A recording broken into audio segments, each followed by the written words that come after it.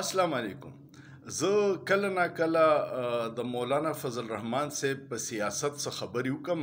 مولانا صاحب زما دپاره ډېر محترم دی، خو د هغه د سیاست چې کوم منافقت دي پای خبره کول پکار دي، نو د جمعیت دوستان پې خفه شي. اوس یو طرف ته مولانا صاحب وایي چې دا الیکشن فراډ شوی دی، موږ یې نه منو، مسترد کوي او دوباره الیکشن مطالبه یې وکړه او هغې کې دا ووایي چې اسټیبلیشمنټ دې لرې شي. خو پرون په سپریم کورټ کې وجیبه کار وشو.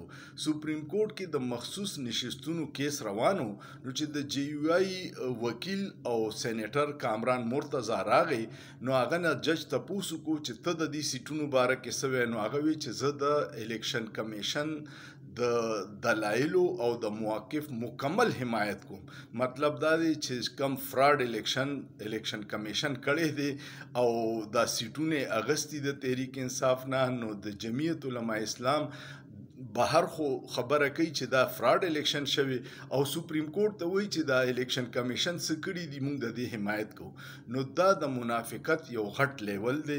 د مولانا صاحب سیاست د ذاتی مفاداتو لپاره دی، څه د اصولو لپاره نه. ستاسو څه خیال دی؟ سوچ پې وکړئ، په سوچ کې څه ګناه نشته.